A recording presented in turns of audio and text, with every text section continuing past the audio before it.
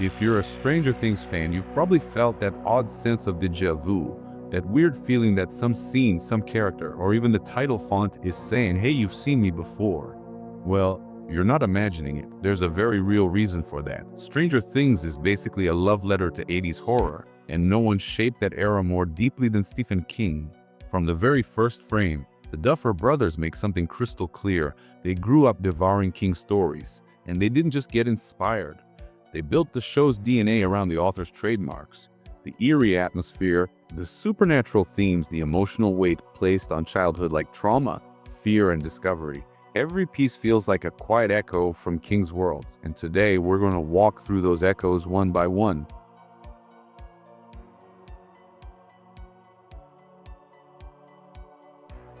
Let's start with something simple, yet impossible to ignore: the Stranger Things title card.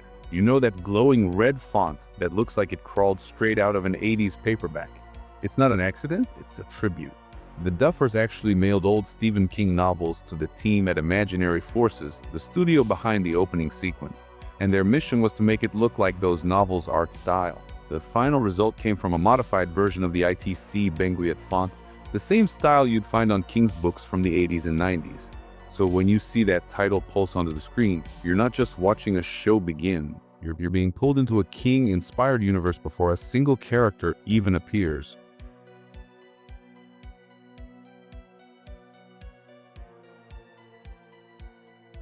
Telekinesis is everywhere in Stranger Things. It's the show's beating heart. But supernatural children with terrifying power, that's one of Stephen King's oldest obsessions. Eleven is clearly a spiritual cousin to two of King's most iconic characters, Carrie from the novel of the same name and Charlie, the pyrokinetic girl from Firestarter. Think about the similarities. Both Eleven and Charlie are raised as test subjects. Both fight to control abilities that could hurt the very people they're trying to protect. And both are hunted, not by monsters, but by the government that created them. Every time Eleven screams and a wall cracks, every time her nose bleeds, it's like a fragment of King's universe bleeding through.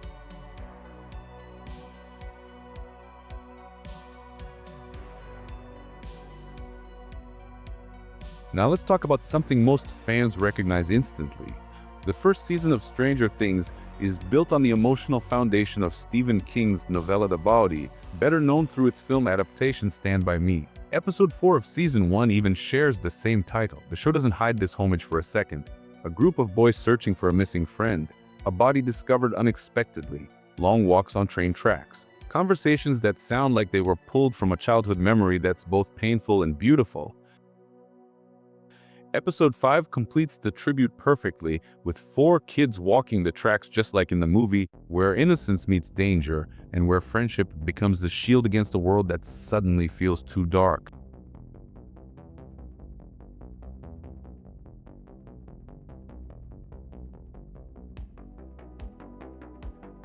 If there's something Stephen King mastered, it's the art of writing kids as real people.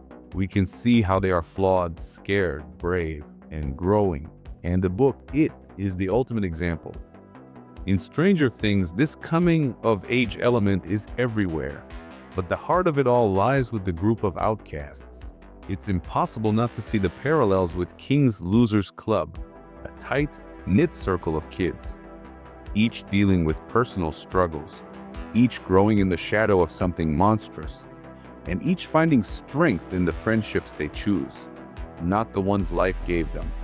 Even King himself pointed out how much he enjoyed this homage. And honestly, how could he not?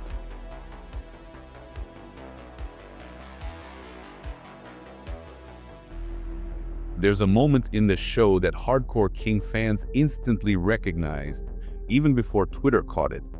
Lucas aiming a slingshot at the Demogorgon.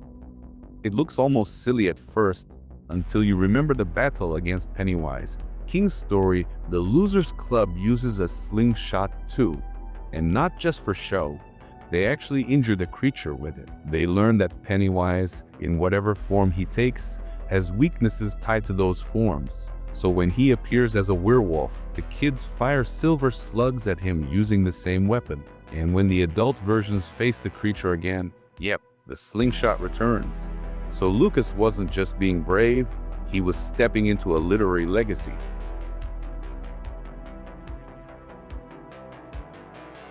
Still in the It universe, there's one moment in Season 2 that almost feels like King himself slipped a note into the script. Bob Newby tells Will about a clown that terrified him as a kid, Mr. Baldo. Baldo isn't Pennywise, but the way Bob describes him is pretty familiar. We recognize the tone, the fear, and the childhood trauma that sticks like glue. It's impossible not to feel the shadow of Derry hanging over that scene. Sometimes the references are not metaphors, they're literal books on screen. In episode 4 of Season 1, a state trooper casually reads Cujo in the morgue while Hopper walks in. That's not random. Cujo had just become a cultural sensation a few years before the show's timeline, thanks to the 1983 film version. It's a small detail, but those are the details that build a world. On Season 4, Lucas reads The Talisman to Max while she's in a coma. It's a touching moment, but also deliberate, because the talisman is about a boy traveling to another world to retrieve an object that might save his dying mother. A story about crossing worlds. Inside a story about crossing worlds. Perfect symmetry. If you're a Stephen King fan, you know one truth. Sometimes the most terrifying monsters aren't supernatural. They're human. That's why the bullies in Stranger Things hit so hard. Season 4 especially dives headfirst into cruelty, the kind that doesn't need tentacles or alternate dimensions to ruin someone's life. Eddie Munson becomes the target of a witch hunt fueled by teens who think they're heroes.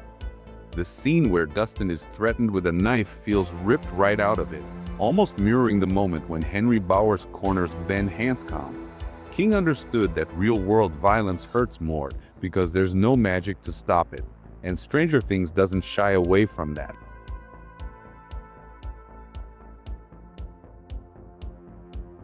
Then comes Billy Hargrove, arguably one of the clearest nods to King's human antagonists.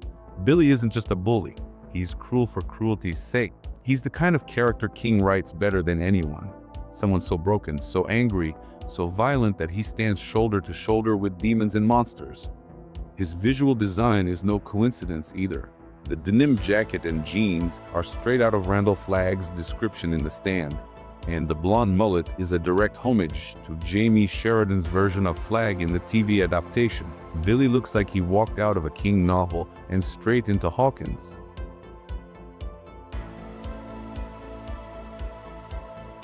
Finally, we reach the heart of Stranger Things, the Upside Down.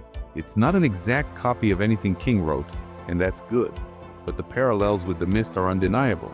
Both worlds are the result of government experiments gone horribly wrong. Both unleash creatures that feel alien, predatory, and ancient. Both blur the line between our reality and something we were never meant to see. King has always loved playing with that thin wall between dimensions. We see it in The Mist, we see it in Lizzie's story, and we feel it every time the lights flicker in Hawkins.